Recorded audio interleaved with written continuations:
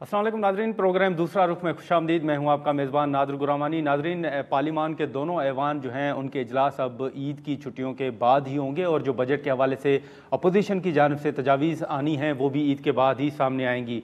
Peoples party जब नाराज़ हुई तो उसके बाद उनको मनाने की कोशिश भी की गई, लेकिन पीपल्स पार्टी और मुस्लिम लीग नून के दरमियान जो इख्तिलाफात हैं या जो तहफ़्फ़ुज़ात हैं पीपल्स पार्टी को बजट के हवाले से, PSDP के हवाले से, या जो उनको ये तहफ़्फ़ुज़ात हैं कि हुकूमत बनने से पहले जो नून लीग ने कमिटमेंट्स की थी वो कमिटमेंट्स पूरी नहीं की गई, उस पर भी ईद के बाद ही कोई जो डेवलपमेंट है वो सामने आएगी। लेकिन इसी के साथ साथ अब खैबर पख्तूनख्वा हुकूमत के ऊपर जो गंदम के मामले पर तनकीद की जा रही है कि उन्होंने पंजाब से सस्ती गंदम खरीद के खैबर पख्तूनख्वा के अंदर महंगे दामों गंदम बेची है।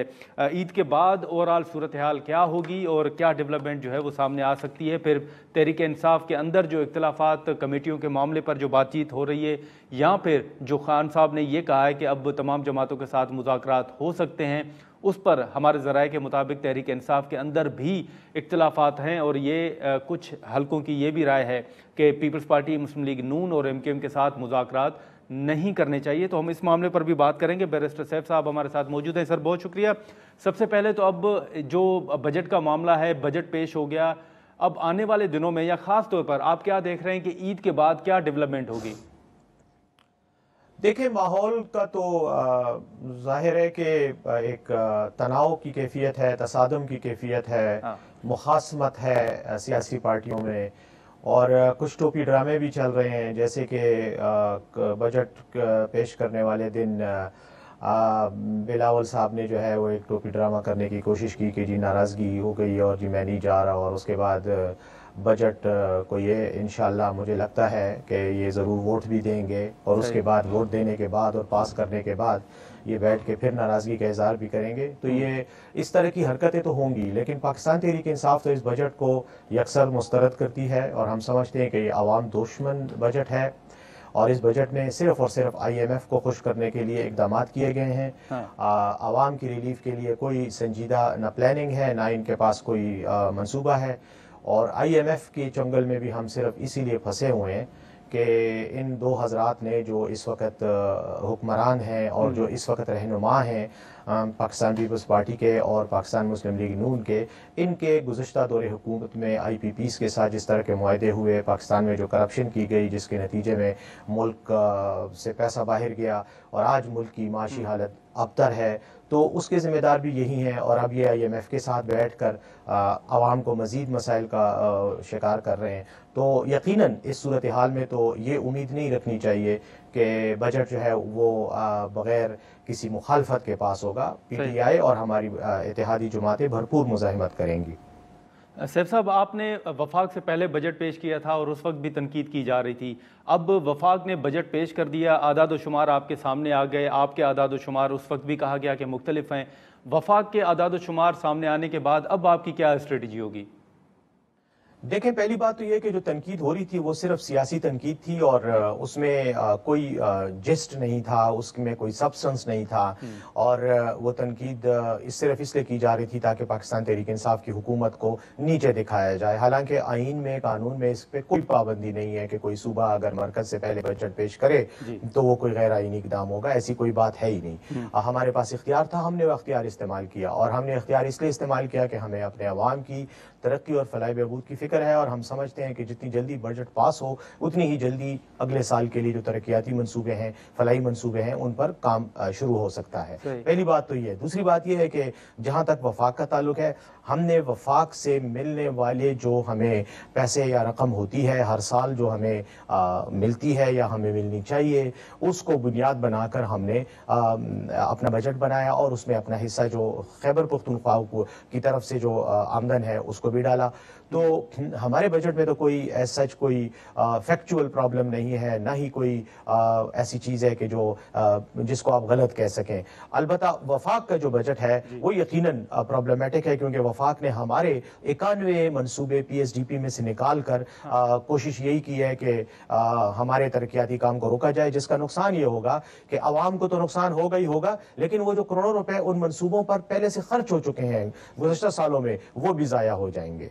लेकिन सैफ साहब, जो पीपल्स पार्टी का आपने भी जिक्र किया, पीपल्स पार्टी के तहफ़्फ़ुज़ात आपकी नज़र में क्या हैं? और बतौर सियासतदान आप क्या देख रहे हैं कि पीपल्स पार्टी अगर पंजाब के अंदर कुछ मांग रही है, जो बयानात सामने आ रहे हैं, तो पंजाब के अंदर आपके मुताबिक पीपल्स पार्टी क्या चाह रही होगी?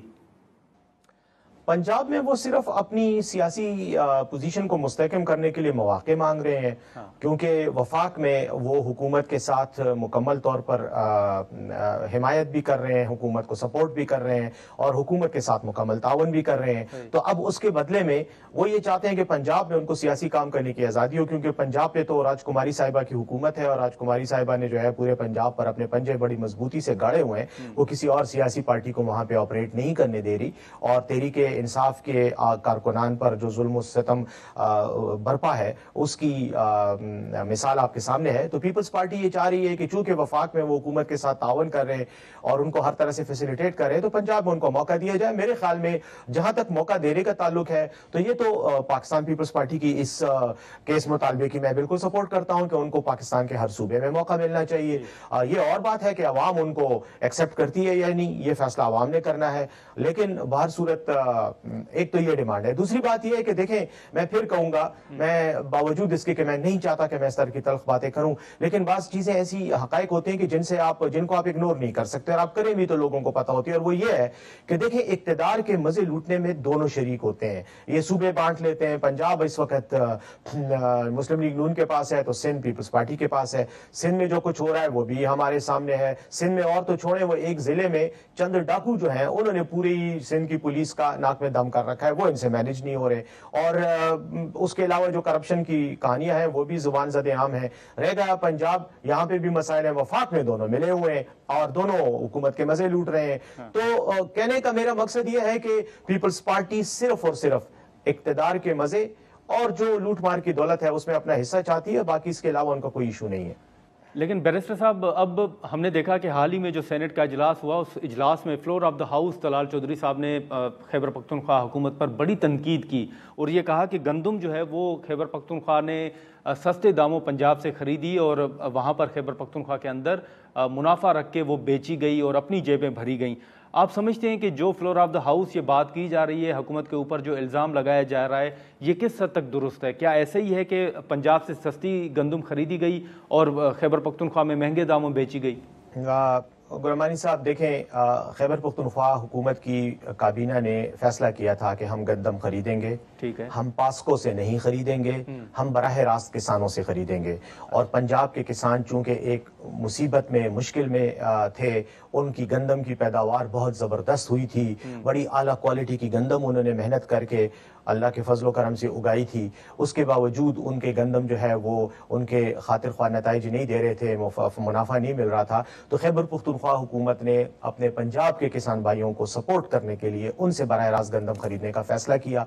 जो रेट मुकर्रर था 3,900 रुपए, ये सूबाई काबीना ने वो किया था, अप्रूव किया था। उसके बाद हमने सेंटर खोले, हमने सब कुछ आईटी और कंप्यूटराइज तरीके से किया है। हमने ऐप बनाया, उस ऐप पे लोग रजिस्टर हुए और उनके ट्रक आए, ट्रकों को बाकायदा रेगुलेट किया गया। जो गोदाम थे जहां गंदम खरीद के रखी जानी थी, वो सारी कार्रवाई वीडियो कैमरास के जरिए की गई है। और एक बात और भी आपको बताऊं, इस पूरी कार्रवाई में नैब और जो मुतल्लिका महकमे हैं उनके अफसरान को भी इंगेज किया गया, उनको बाकायदा ये सारी चीजों में इन्वॉल्व रखा गया पूरी मुहिम के दौरान, और उनको बताया गया कि हम ये तरीका कार इख्तियार कर रहे हैं। अब पहली बात तो ये है कि सब कुछ ट्रांसपेरेंट तरीके से हुआ है। इल्जामात लगाना बहुत आसान है, लेकिन इल्जामात को साबित करना इशू होता है।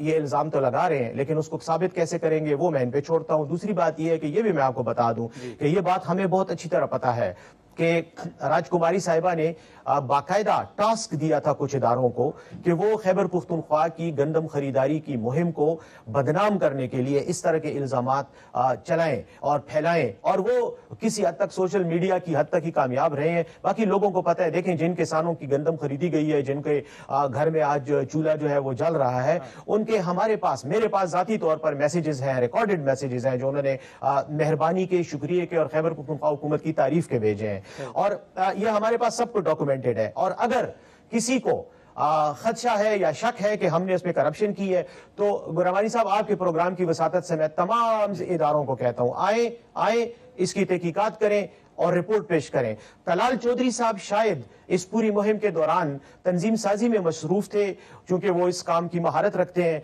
और तो शायद उनको पता नहीं है कि ये कितना शफाफ तरीके से हुआ है। लेकिन अगर तंजीम कारी से उनको फुर्सत मिली हो तंजीम साजी से, तो वो जरूर खैबर पुख्तनख्वा आए। मैं खुद उनके साथ जाके सारा रिकॉर्ड उनको चेक कराऊंगा और उनको दिखाऊंगा कि ट्रांसपेरेंट तरीके से कैसे खरीदारी की जाती है, ताकि वो अपने कायदीन को बताएं कि अवाम का पैसा लूटने की बजाय अवाम को सहूलियात कैसे दी जाती हैं। उनको थोड़ी सी एजुकेशन भी हो जाएगी। लेकिन सैफ साहब, इसी के साथ साथ खैबर पख्तूनख्वा के अंदर गवर्नर साहब और जो सीएम साहब के आमने सामने होने का एक तासुर है, मुख्तलिफ बयानात आते हैं दोनों के एक दूसरे के खिलाफ। आप क्या देख रहे हैं कि ये मामला ऐसे ही चलता रहेगा या सूबे के अंदर कोई सियासी इस्तेकाम आप देख रहे हैं? देखिए, पहली बात तो यह है कि कोई आमने सामने नहीं है। सीएम साहब खैबर पुख्तनख्वा के अवाम के मुंतखब नुमाइंदे हैं। लाखों की तादाद में पाकिस्तान तहरीक इंसाफ को वोट मिले हैं। हमारी इस वक्त खैबर पुख्तनख्वा की असम्बली में तारीख की सबसे बड़ी अक्सरियत है। हम तो 2/3 से भी ज्यादा सीटें अल्लाह के फजलो करम से हम जीत चुके हैं। यहाँ पर हमारी हुकूमत मजबूत है और अली अमीन गंडापुर साहब इस सूबे के मुंतखब वज़ीर आला हैं, जिन्होंने रिकॉर्ड वोट लिए हैं जिस पार्टी ने। अब रह गई बात गवर्नर साहब की। गवर्नर साहब की कोई सच सियासी हैसियत नहीं है। 3 मरतबा आपको पता है रिकॉर्ड पर है कि वो इलेक्शन में गुज़श्ता चंद सालों में उन्होंने हिस्से लिए, पार्टिसिपेट किया, और तीनों मरतबा उनको बदतरीन शिकस्त हुई। वो कोई तीसरे चौथे नंबर पे आए, दूसरे नंबर पे भी नहीं आ सके। तो हमारी हुकूमत को अवाम की पजीराई भी हासिल है, और गवर्नर साहब का जो आबाई हल्का है उसमें भी अवाम की पजीराई हमें हासिल है, अली अमीन गंडापुर साहब को हासिल है। अब रह गई बात ये कि ये टेंशन या मुखासमत। देखें, गवर्नर साहब को, इस मखसूस शख्स को सिर्फ और सिर्फ खैबर पुख्तनख्वा में टेंशन डालने के लिए, हमारे ऊपर तनकीद करने के लिए और हमारे लिए एक बदमज़गी वाली सूरत हाल पैदा करने के लिए मरकज से भेजा गया है। वरना खैबर पुख्तनख्वा में पाकिस्तान पीपल्स पार्टी के पास बेहतरीन कायदीन मौजूद है। मैं नाम नहीं लेना चाहता, लेकिन कई ऐसे लोग हैं जिन्होंने पार्टी के लिए कुर्बानियां भी दी हैं, जेलें भी बर्दाश्त की हैं, जिन्होंने आज भी पार्टी के साथ खड़े हैं और पार्टी के हकीकी सरमाया है। उनको सबको इग्नोर करके इस एक शख्स को लाने का मकसद सिर्फ और सिर्फ ये था कि अली अमीन गंडापुर साहब के हवाले से एक मनफी मुहिम चलाई जाए। उस मुहिम में ये हर रोज नाकाम होते हैं, क्योंकि उनके पास ना कोई काम है, ना कोई काज है, ना वो कोई संजीदा शख्सियत है। वो रोज टीवी पे बैठ के किसी न किसी प्रोग्राम में खैबर पुख्तनख्वा के वज़ीर आला के खिलाफ बयानात देते रहते हैं। इन बयानात से अवाम को कोई फर्क नहीं पड़ता। हमारे एक्चुअल सपोर्टर हमारे अवाम है, अवाम हमारे साथ है। इसलिए गवर्नर साहब अपनी तनख्वाह हलाल करने के लिए, अपने कायदीन को अगर खुश करने के लिए कुछ बयानात देते हैं, तो इसकी मिसाल ऐसी है जैसे किसी बच्चे के हाथ में झुनझुना दिया जाए और वो बार उसको यूं यूं करता रहता है। कोई फर्क हमें नहीं पड़ता, वो बच्चा है, खुश होता रहे तो कोई बात नहीं। सैफ साहब, इसी के साथ साथ हाल ही में आप देखें कि जो साबिक वज़ीर आला हैं खैबर पख्तूनख्वा के, महमूद खान साहब, परवेज़ खटक साहब, अब उनमें से महमूद खान साहब जो हैं उन्होंने बिलावल भुट्टो जरदारी से इस्लामाबाद में मुलाकात भी की है। सूबे के अंदर सियासत के हवाले से, इन दो शख्सियात के हवाले से क्या आप देख रहे हैं? इनका मुस्तकबिल आपकी नज़र में क्या है? आने वाले दिनों में क्या तब्दीली देख रहे हैं? 0 multiplied by 0 is equal to 0. 0 plus 0 is equal to 0. बस अच्छा, ये मेरा जवाब है। तो आप समझते हैं कि ये पीपल्स पार्टी में जाकर भी 0 ही रहेंगे? बिल्कुल रहेंगे। वो कहते हैं जेड़े इथे ना पड़े वो विलायत विच भी जाके ना पड़े। जिस पार्टी ने इनको इज्जत दी, हैसियत दी, उसमें ना रहे, उसके साथ मुखलिस ना हुए, तो बिलावल साहब को सोचना चाहिए ऐसे लोगों को साथ खड़ा करने में और उनको पार्टी में लाने में। अच्छा सैफ साहब, यहाँ पर एक बात थी कि तहरीक इंसाफ के ऊपर हमेशा तनकीद भी होती है, यू टर्न का मामला हो या दूसरे इशूज़ हों, उन पर आपके ऊपर ये इल्ज़ाम लगाया जाता है, तनकीद की जाती है कि पीटीआई हमेशा यू टर्न लेती है। हाल ही में आपने कहा कि पीपल्स पार्टी, मुस्लिम लीग नून और एमक्यूएम के साथ मुज़ाकरात नहीं होंगे, लेकिन अब ये खबरें आ रही हैं कि खान साहब ने कह दिया है कि इन तीनों जमातों के साथ, मतलब ओवरऑल जो सियासी जमातें उन सब के साथ मुज़ाकरात होंगे।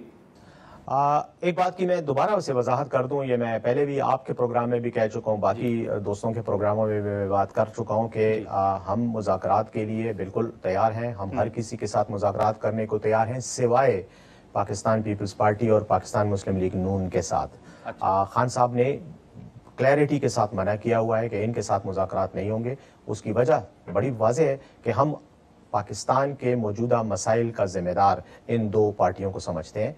आज भी ये पार्टनरशिप में हैं, आज भी ये एक दूसरे के शरीक हैं, इसमें हुकूमत में भी ये शरीक हैं। हुकूमत के तमाम गुनाहों के जिम्मेदार यही हैं, तमाम गलतियों के, अवाम दुश्मन पॉलिसियों के जिम्मेदार हम इन्हें ही समझते हैं। और पाकिस्तान के अंदर वो जो एक रिजीम चेंज का एक घिनौना खेल खेला गया था 2000 उसमें इमरान खान की हुकूमत को हटाने में 2022 के अप्रैल में, तो वो जो है 2023 के अप्रैल में वो गेम इन दोनों ने खेली थी और उसके बाद पाकिस्तान की हालत अबतर से अबतर होती चली जा रही है। अब रह गई बात ये, इनके साथ मुज़ाकरात नो वे, खान साहब ने कहा हुआ है, और इसलिए जहां तक दीगर पार्टियों का ताल्लुक है जो अपोजिशन में है और जिनका एजेंडा और पाकिस्तान तहरीक इंसाफ का एजेंडा और सियासी अहदाफ मुश्तरका हैं, मसलन जैसे कि ये कहा जा रहा है कि जो इंतखाबात हुए 8 फरवरी को उसमें धांधली हुई, फॉर्म 45 के तहत जो नताइज थे उनको तब्दील करके फॉर्म 47 जब जारी किया गया तो शिकस्त खोरदा लोगों को हुकूमत दी गई। तो उस मुतालबे में जो भी सियासी पार्टी हमारे साथ है हम उसके साथ ताउन करने को तैयार हैं। उनके दरवाजे, हमारे दरवाजे उनके लिए बातचीत के लिए खुले हुए हैं। नहीं, लेकिन सैफ साहब ये शायद आप पुरानी बात कर रहे हैं। इसके बाद डेवलपमेंट तो सामने आई है। बैरिस्टर गौहर साहब ने जब खान साहब के साथ मुलाकात की अडयाला जेल में, तो उसके बाद उन्होंने कहा है कि खान साहब ने कह दिया है कि सबके साथ बातचीत होगी। इवन सुप्रीम कोर्ट ने जो तजवीज़ दी थी, शायद उस तजवीज़ के बाद ये फैसला हुआ है कि तमाम सियासी जमातों के साथ बातचीत होगी। नहीं, देखें, जहां तक सुप्रीम कोर्ट के वो है का ताल्लुक है, सुप्रीम कोर्ट ने एक ऑब्जर्वेशन दी, एक मशवरा दिया। वो मशवरा हर पार्टी के लिए है, हमारे लिए भी था। हमने उस पर सुप्रीम कोर्ट का शुक्रिया अदा किया, लेकिन जो हमने अमली तौर पर सियासत करनी है वो हमने अपने नजरियात के तहत करनी है। हमारा नजरिया हमारे लिए मुकद्दम है और आपको अच्छी तरह पता है कि पाकिस्तान तहरीक इंसाफ को ये जो करोड़ों की तादाद में वोट मिले हैं और पाकिस्तान के अवाम ने उनको इतनी बड़ी पजीराई दी है, ये किसी जादू या किसी चुफ या दम के नतीजे में नहीं है, बल्कि ये उस नजरिए की सपोर्ट है कि जो पाकिस्तान के अवाम ने एक्सेप्ट किया है और पीटीआई को सपोर्ट कर रही है। तो हम अगर उस नजरिए पे कंप्रोमाइज करने के लिए बैठ जाएंगे तो हमारी कोई सियासी हैसियत नहीं रहेगी और ना ही हम अपने एतमाद करने वालों के एतमाद पे पूरा उतरेंगे। तो जहां तक पाकिस्तान पीपल्स पार्टी को दीगर पार्टियों का ताल्लुक है, चूंकि ये खराबी के जिम्मेदार हैं, इसलिए इनके साथ मैं ये नहीं कह रहा अगर उनकी तरफ से कोई आता है हमसे बात करता है, आए बात करे, लेकिन ये कहना कि उनके साथ हम साथ चलेंगे, मैं उसकी बात कर रहा हूं और मेरी बात का इशारा जो है वो उस तरफ है कि हमारा साथ चलने का कोई इरादा नहीं है, क्योंकि खान साहब ने कैटेगोरिकली इनके साथ मना किया था और वो मना करना आज भी मौजूद है।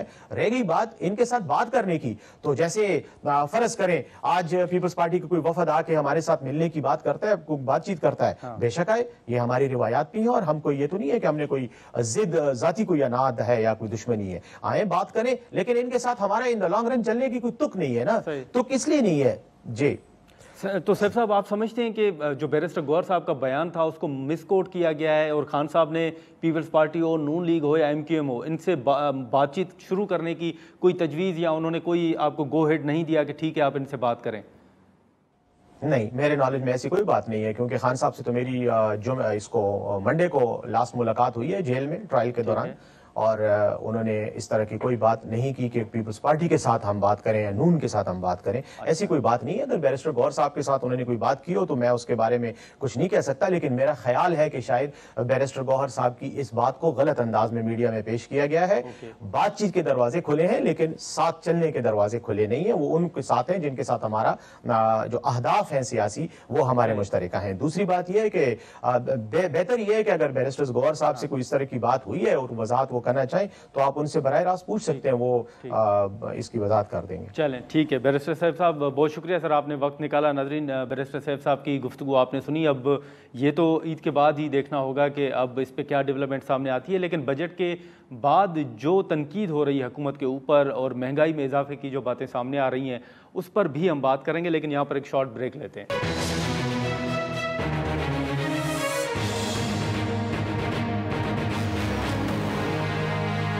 प्रोग्राम में दोबारा खुशामदीद। नाज़रीन, बैरिस्टर सैफ साहब की गुफ्तगू आपने सुनी। अब जो बजट पेश होने के बाद मुख्तलिफ तनकीद, मुख्तलिफ जमातों की मुख्तलिफ राय जो है वो सामने आ रही है। तहरीक इंसाफ का ये दावा है कि इस बजट में IMF को खुश करने के अलावा कुछ नहीं किया गया। इवन जो फाइनेंस कमेटी के चेयरमैन है सलीम मांडवीवाला, उनका कहना है कि बजट में तबाही के सिवा कुछ नहीं है। अब हमेशा अवाम की तवक्कुआत, अवाम की नज़रें जो हैं वो हुकूमत के ऊपर होती हैं कि बजट पेश हो रहा है तो उनमें उस बजट में उनको कितना रिलीफ मिलेगा। अब ये बजट पेश होने के बाद अवाम के क्या तासुरात हैं, इवन जो ईद उल अज़हा के लिए जो कुर्बानी के लिए जानवर खरीदे जा रहे हैं उसमें उनकी कीमतों में किस हद तक इजाफा हुआ है और आवाम के तासुरात ओवरऑल महंगाई के हवाले से क्या हैं। पहले हम आवाम की राय सुनते हैं कि वो इस बजट से खुश हैं, जानवरों की कीमतों में कितना इजाफा हुआ है और वो किस हद तक परेशान है। पहले हम उनकी राय सुनते हैं, उसके बाद हम गुफ्तगू को आगे बढ़ाते हैं। हम हर साल कुर्बानी करते हैं अल्हम्दुलिल्लाह, लेकिन इस दफ़ा जहाँ तक हमने मंडियों के रेट चेक किए हैं, एक तो मंडियाँ बहुत कम है। पहले हर जगह मंडियाँ लगती थी, इस दफ़ा बस मखसूस जगहों में मंडियाँ हैं, जिसकी वजह से रेटों में काफ़ी फ़र्क है। तो फ़िलहाल जो मंडी की जो हमने 3-4 मंडियाँ चेक की हैं मुख्तलिफ जगहों पे, तो काफ़ी रेट है। बजट के बाद तो मेरे ख्याल में बहुत ज़्यादा मसला बनना है, और एक तो महंगाई भी मज़ीद बढ़ी है, कम नहीं हुई है। तो हम दुआ करते हैं कि अल्लाह ताला कोई हमारे मुल्क पे रहम करें। पिछले साल जो 2 लाख का था ना, आप इस टाइम 3 लाख का हो गया। पिछले साल किराया हम 30,000 दे के आ रहे, इस टाइम 80,000 रुपया पूरे वाले से दे के आए।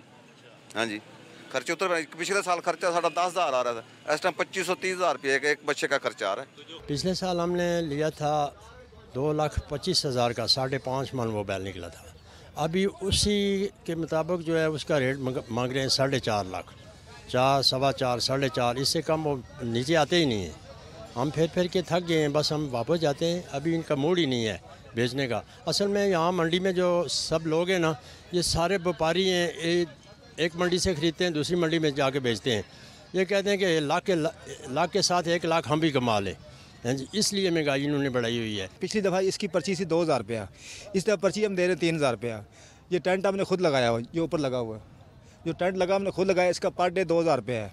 क्या करें, हमें पीछे से महंगा मिला है, हम अपनी तरफ घाटा तो नहीं डाल सकते। मंडी से पीछे से जानवर हमें मिला 50,000 मन तोल के मिला, जो 3 मन का जानवर वो मिला 1.5 लाख रुपये में।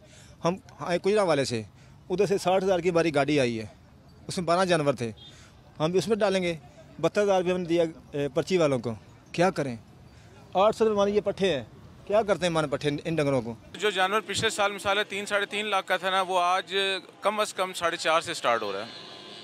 4.5, 5, 5.5, जो उस वक्त वो 3, 3.5, 4 बोलते थे, इस साल वो यकीन करें बेसिकली तो मैं 6 कहूँगा, 5.5, 6 से स्टार्ट ले रहे हैं। तो बाकी आप देख लें कितना कम कर लेंगे, आप कितना कम करा लेंगे, क्योंकि हुकूमत की तरफ से इस मामले पे कभी भी वो उस तरह आप समझ लें कि नहीं ध्यान दिया गया कि इन चीज़ों को भी कंट्रोल किया जाए। बाकी कोई शक नहीं है, बजट था नहीं था, आप देख लें 3-4 दिन से मैं भी विज़िट कर रहा हूँ, मार्केट का रेट वही है जैसे हम लोग डॉलर कमा रहे हैं, यकीन करें। सर इन्होंने बहुत इजाफा किया है। लास्ट टाइम जब हमने 2 लाख का जानवर लिया था, अभी उसके 6-6 लाख रुपए मांग रहे हैं। हम खुद सुन के हैरान रह गए कि यार इतना रेट आखिर मांग किस चीज़ के रहे।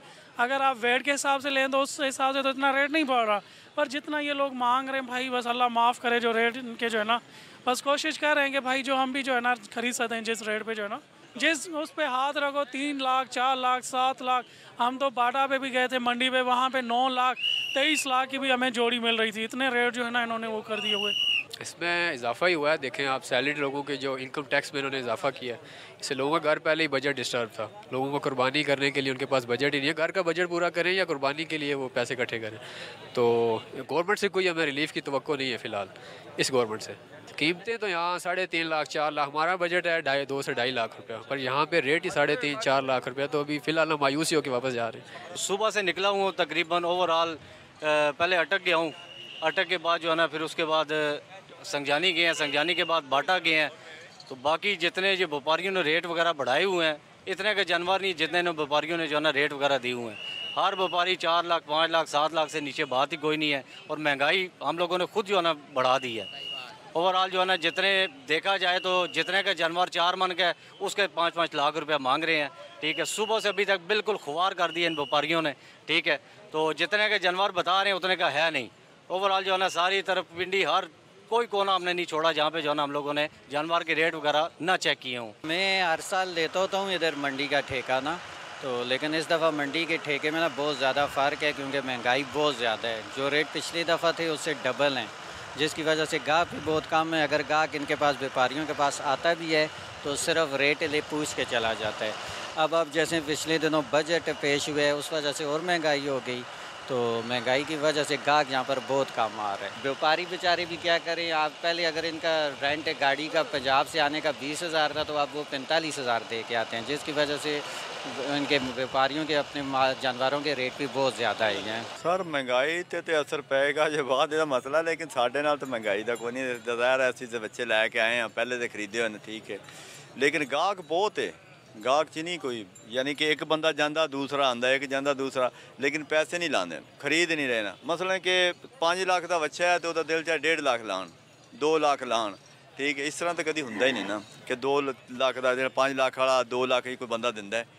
हुण असीं मसलन कि पहले साल इत्थे पिछले साल मंडी ठेकेदार होए सी ना, तकरीबन इन्होंने साढ़े को 2,000 रुपये लिया, उहदे टेंट भी दिता सानू, इन्होंने पानी भी दिता, बिजली भी दी, लेकिन इस साल 3,000 रुपया फी जानवर लिया, टेंट भी असी अपने लाए न, सारा कोई खर्चा यानी कि टोटल असी अपना कर रहे हैं।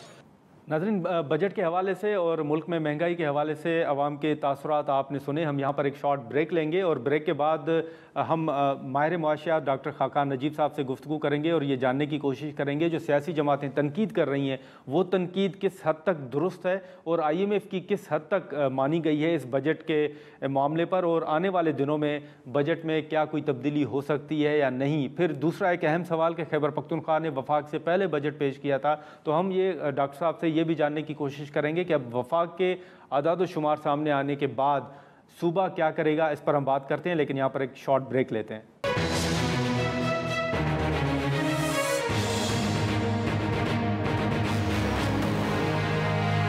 प्रोग्राम में दोबारा खुशामदीद। नाज़रीन, बजट के बाद जो महंगाई के हवाले से अवाम के तासुरात हैं आपने वो भी सुने। अब सेनेट की जो फाइनेंस कमेटी है उसके इजलास हुए, प्लानिंग एंड डेवलपमेंट कमेटी के इजलास भी हुए हैं, और जो सेनेट और कौमी असम्बली के इजलास हैं वो तो ईद की छुट्टियों के बाद ही होंगे, और उसमें अपोजिशन की जानिब से कट मोशन जो तजावीज़ हैं सेनेट तैयार करके भी कौमी असम्बली को वो तजावीज़ भेजेगा। 14 रोज़ के अंदर का टाइम दिया गया है। अब ये तमाम चीज़ें हैं, जैसे अवाम की राय आपने सुनी कि महंगाई और इवन जो जानवरों की ख़रीदारी का मामला है उसमें भी आप देखें कि महंगाई की वो शिकायतें सामने आ रही हैं। हम डॉक्टर खाकान नजीब साहब हमारे साथ मौजूद हैं, माहिर मुआशियात हैं, उनसे हम गुफ्तगू करेंगे। डॉक्टर साहब बहुत शुक्रिया सर, आपने वक्त निकाला। इस वक्त बजट पे बहस हम पहले भी कर रहे थे कि क्या क्या नुकात सामने आएंगे, बजट की चीज़ें सामने आ गई। कौमी असम्बली और सेनेट के इजलास तो ईद की छुट्टियों के बाद ही होंगे। ओवरऑल सर आप क्या देख रहे हैं, क्या जो तनकीद हो रही है वो किस हद तक दुरुस्त है? ज़ाती तौर पर आपको किन नुकात पर तहफ़्फ़ुज़ात हैं? बिस्मिल्लाहिर्रहमानिर्रहीम। नादिर, देखिए, एक बजट है, इसका पस मंज़र ये है कि IMF के साथ एंगेजमेंट नेसेसरी है। मैं लोगों को ये बताना चाहता हूँ कि एक IMF का मिशन आया था अभी, एक इससे पहले भी टैक्स पे मिशन आया है, सो उनसे बहुत बातचीत हो रही थी। अगर उस टैक्स मिशन की रिपोर्ट लोग देखेंगे जो अभी पब्लिक नहीं हुई तो उनको एहसास होगा कि lot of these things, personal income tax, ये जो सेल्स टैक्स है, ये जो एक्साइज में चेंजेस हैं, ये सारी कुछ जो है उसमें मौजूद है और इन लाइन है इन जो हम IMF के साथ गुफ्तगू करते रहें। अब जब मैं ये कहूँगा तो इससे एक तासुर ये जाना चाहिए कि IMF का प्रोग्राम शायद जुलाई में ईजियर होगा विद द बजट जो कि प्रेजेंट किया गया था। ये एक मैक्रो स्टेबिलिटी जो है उसको इंश्योर करेगा। बट हैविंग सेड दैट, मैं हमेशा कहता हूँ कि जहाँ प्रोग्राम करना ज़रूरी है वहाँ पे किस तरह का डिज़ाइन होना है उसके बारे में हमें सोचना है। जब बजट की पहले अगर आप डॉक्यूमेंट का पार्ट देखें तो बहुत अच्छी बातें हैं उसमें कि पेंशन के reform, targeting of subsidies, privatization, SOEs का रिफॉर्म, पावर सेक्टर, एक्सपेंडिचर को संभालना और टैक्स बेस को बड़ा करना। अब this is music to anyone's ears. But अगर आप टैक्सेशन में भी देखेंगे तो कई चीज़ें ऐसी हुई जिनकी आप तारीफ कर सकते हैं। नॉन फाइलर्स के लिए ज़िंदगी और मुश्किल की गई, कार्स को सही वैल्यू पे लाया गया, प्रॉपर्टी टैक्स थोड़ा सा बढ़ाया गया, एक्सपोर्टर्स को एक नॉर्मल रजीम में लाया गया। दो आई थिंक वहाँ से शुरू करें, वहाँ पे बड़ी ऑपोजिशन आ रही है, सो स्टेक होल्डर्स से बात कर लेनी चाहिए थी। पर पर्सनल इनकम टैक्स का जो निज़ाम जिसमें तब्दीली की गई है, 75 अरब रुपए की बहुत बड़ी तब्दीली है। 150 अरब रुपए की तब्दीली एक इससे भी बड़ी है जो एसोसिएटेड पर्सनस या इंडिविजुअल्स कारोबार करते हैं, वो आई थिंक नहीं करनी चाहिए। 35 से 45% रेट को लेकर जाना, सो उस पर सोच लें। I think that something up in the air, so उस पर सोच लें। पाकिस्तान का जो CGT का निज़ाम है, आपने देखा स्टॉक मार्केट बहुत बड़ी, बिकॉज आपने उस पर कोई तब्दीली नहीं की। अगर आप चाहते हैं कि वो 15% ही टैक्स थे तो ये आपकी मर्जी है। कई मुल्कों की ज्यूरिसडिक्शन में अगर मेरा मार्जिनल टैक्स रेट 25% है तो जो मैं स्टॉक मार्केट से कमा रहा हूँ वो भी उसी रेट पे टैक्स होगा। सो इस बारे में सोच लें। फिर पेट्रोलियम लेवी का बढ़ना जो है उसको बड़े स्टैगर करना पड़ेगा ताकि कोई इन्फ्लेशन का बोझ ना जाए। तकरीबन 465 अरब रुपए के सेल्स टैक्स के मेजर्स इस वक्त आप लेने जा रहे हैं। इनका एक इन्फ्लेशनरी इम्पैक्ट आएगा। अगर इनमें से कुछ चीज़ें दोबारा डिस्कस हो जाएं, चाहे वो दूध हो, चाहे दूध मिडिल क्लास, यहाँ पर मिडिल क्लास ही ले रही हो, मैंने सुना है कि ऐसा आर्ग्यूमेंट आ रहा है, पर इस पे दोबारा सोच लें।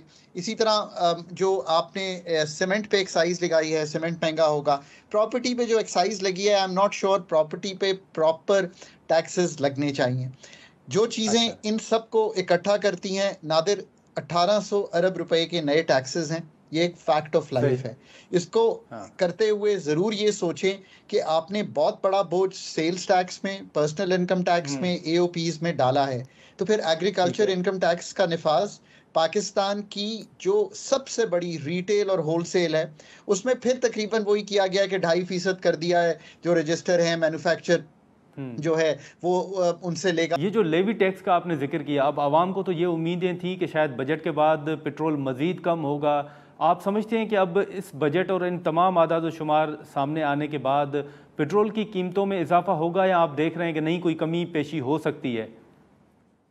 देखिए, पेट्रोल की कीमत जो है ना, मैं हमेशा कहता हूँ सरकार का इसमें बड़ा कम अमल दखल है सवाए लेवीज़ और इन चीज़ों के। ये तो इंटरनेशनल कीमत डिटर्मिन करती है। ये एक बात हो गई। पर दूसरी बात ये है कि पेट्रोलियम लेवी 30 रुपए थी, go back 3-4 years, now it's going to turn out to be 80 rupees. 20 रुपए का मतलब मैं लोगों को परेशान नहीं करना चाहता, पर उसका मतलब ये है कि तकरीबन 30 अरब रुपया सालाना लेना है हमने लोगों से, तभी तो इतना बड़ा नॉन टैक्स रेवेन्यू 1300 अरब का इस मद में कलेक्ट होने जा रहा है।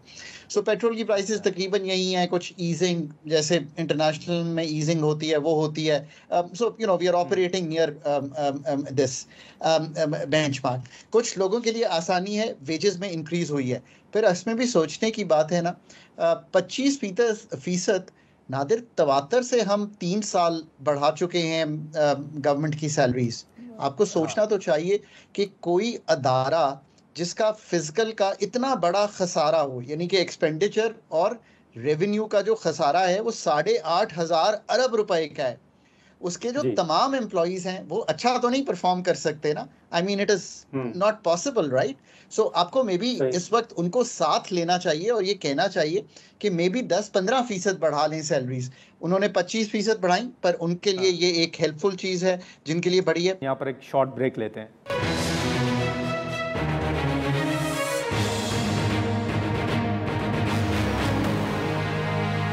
प्रोग्राम में दोबारा खुशामदीद। डॉक्टर साहब, लेकिन वो तो कह रहे हैं कि सरकारी मुलाजमीन की तनख्वाहें जो हैं वो 25% उसमें इजाफा किया गया है, लेकिन टैक्स इतने लगाए गए हैं कि 30% शायद उनको अपनी सैलरी का हिस्सा वापस देना पड़ेगा। सो चूंकि सैलरी के निज़ाम में रद्दोबदल है तो ये तो हर एक को देखना पड़ेगा कि उस पर क्या लगता है टैक्स। ये सारी काम जो है उनको मतलब करनी चाहिए। फिर PSDP जो है वो 1400 अरब का है। इस पे भी देखें, अच्छी बात है, उन प्रोजेक्ट्स पे है जो 81% कंप्लीट हैं। सो ये you know I go with this कि आप 81% स्पेंडिंग वहाँ करने जा रहे हैं जो प्रोजेक्ट्स कंप्लीट हैं, 19% दूसरे पे हैं। बट मेरा ख्याल है 1400 खर्च नहीं होगा, ये मेरा ज़ाती ख्याल है। इस साल शायद मुश्किल से 500-600 अरब है, तो नादिर 3 गुना तो शायद खर्च नहीं होगा। एंड अगेन मैं बड़े इज़्ज़त और एहतराम से ये कहता हूँ कि मुल्क का तीसरी बार इतना बड़ा खसारा करने जा रहे हैं तवातर से, बल्कि चौथी बार ही समझ लीजिए अगर मैं 4 साल भी पिछले देख लूँ। सो हमें सीरियसली सोचना है कि टैक्स के निज़ाम में कैसे हमने तब्दीली करनी है कि हम ऐसा निज़ाम ला सकें इन्फोर्समेंट कंप्लाइंस के थ्रू। प्रोविंसेस से NFC की गुफ्तगू हो रही है, कहते हैं चलें उसको पाए तकमील तक पहुंचाए। प्राइवेटाइजेशन में 30 अरब रुपए रखे हैं, सो शायद उम्मीद है कि अगले साल में कोई बहुत बड़ी प्राइवेटाइजेशन नहीं होगी। पेंशन्स में रिफॉर्म की बात हुई है, उसको कर डालिए। दूसरी बात जो मैं चाहूँगा, अब आपने फिर कहा है कि एक और कमेटी बन गई है। मैं तो ऑस्टेरिटी की 5 कमेटीज़ पाकिस्तान में देख चुका हूँ, और national commission for government reform से शुरू कीजिए, और अभी लास्ट भी कोई इंस्टीट्यूशनल कुछ था जो PTI की गवर्नमेंट थी, और अब भी हम यही सोच रहे हैं। 17 सब्जेक्ट्स हैं नादिर, ये काम है प्रोविंसेस का, इनको पैसे नीचे डिवॉल्व कीजिए। एग्रीकल्चर, क्लाइमेट चेंज, पाकिस्तान की हेल्थ, एजुकेशन, HEC, ये सब काम ही प्रोविंसेस के हैं, वो उनको करने दीजिए। Targeting of subsidy, that's another area. हम ये गुफ्तगू बहुत पॉजिटिव वे में कर रहे हैं। 1363 अरब रुपया रखा गया है। नादिर, गुजारिश है कि आपने कहा कि आप करना चाहते हैं इनकम सपोर्ट के through, Benazir income support program flagship program है। PPP ने शुरू किया, PMLN ने सहारा दिया, PTI ने चलाया। मैं पाकिस्तान की सारी क़यादत जो रही है, चूँकि मुझे उनके सब के साथ काम करने का मौका मिला है, इस्टेब्लिशमेंट एंड ब्यूरोक्रेसी ने सपोर्ट किया। आज माशाल्लाह हम 10 मिलियन हाउस होल्ड्स के पास ये डेटा लेके जा रहे हैं। ये 1363 अरब की सब्सिडी और 1000 अरब की सब्सिडी उसमें से पावर सेक्टर में। We really have to think through all this. So ये हैं जो काम अगले 2-4 महीनों में होने वाले हैं। आई होप कि इस बजट से कुछ चीज़ें रिव्यू कर ली जाएंगी और हम आगे बढ़ सकेंगे। अच्छा, ठीक है। लेकिन ये मैं अगर सिर्फ आपसे परसेंटेज ये पूछूं कि ये जो PTI कह रही है कि सिर्फ IMF को खुश करने के लिए बजट लाया गया है, इवन जो सेनेटर सलीम मांडवीवाला साहब हैं जो फाइनेंस कमेटी के खुद चेयरमैन हैं, वो भी कह रहे हैं कि बजट के अंदर तबाही के सिवा कुछ नहीं है। आप क्या समझते हैं कि कितना परसेंटेज होगा, कितना अमल दखल है IMF का और कितना रिलीफ जो है, अगर हम कंपेरिजन करें तो क्या आप देख रहे हैं कि IMF का कितने अमल दखल है इसमें? नादिर, मैंने कुछ रिलीफ मेजर्स तो आपके सामने रखे कि इनकम सपोर्ट, बिल्कुल PSDP, तनख्वाहें बढ़ी हैं। देखो नादिर भाई, असल रिलीफ ये है कि हम अपना मालियाती खसारा कम करें। मालियाती खसारा कम करेंगे तो नोट कम छपेंगे, इन्फ्लेशन कम होगी। ये सबसे बड़ा रिलीफ है उस कैमरामैन के लिए जो आपके सामने खड़ा हुआ है, मेरे अमीर दोस्त के लिए, मेरे गरीब दोस्त के लिए। मैं ये दिल से कह रहा हूँ और जो इकोनॉमिक्स में समझा हूँ उससे कह रहा हूँ। अगर ये काम हम वाकई कर लेते हैं, IMF का बहुत इंटरवेंशन है, इसमें कोई शक नहीं है, पर IMF के साथ मैं ये कहता हूँ कि आप 75 अरब रुपए निकालना चाहते हैं ना पर्सनल इनकम टैक्स की मद से, कि आप चाहते हैं कि वो जो आपने एक्स्ट्रा लगाए हैं, आप IMF को जाके कहिए कि ये 75 अरब हम यहाँ से ला रहे हैं, आप यहाँ पे छोड़ दीजिए, या हम इसको इस तरह हैंडल करें। आई थिंक अथॉरिटीज़ जनरली, और ये मेरा जनरल व्यू है चूँकि मैं पाकिस्तान से बाहर भी काम करता हूँ, बहुत प्रेपरेशन से समटाइम्स IMF को कन्विंस करने में थोड़ा डिले कर देती हैं। Now is the time to convince IMF जो तब्दीलियाँ आप चाहते हैं। ठीक है, ठीक है। लेकिन डॉक्टर साहब, एक आखिरी सवाल होगा जो कि खैबर पख्तूनख्वा के हवाले से है। जब खैबर पख्तूनख्वा ने बजट पेश किया तो उस वक्त भी कहा गया कि सूबा वफाक से पहले बजट पेश कर रहा है, तो अगर वफाक के आदाद व शुमार मुख्तलिफ हुए तो सूबा क्या करेगा, ये उस वक्त भी बहस हो रही थी।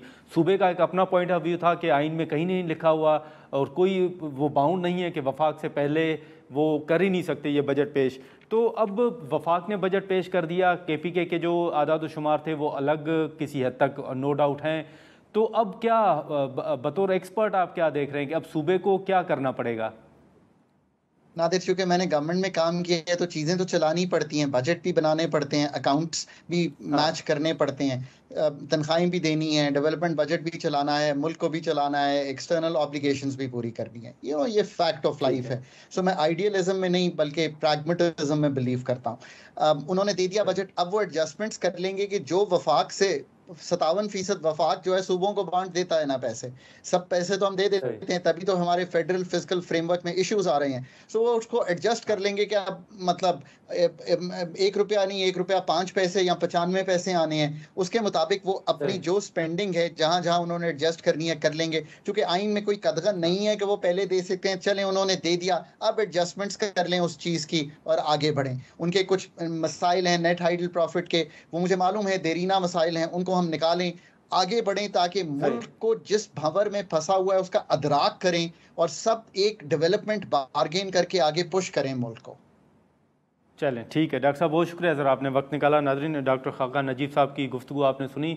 अब ये तमाम सूरत हाल है कि फ़ाइनेंस कमेटी ने भी कुछ तजावीज़ और कुछ नुकात को हतमी शक्ल दी है।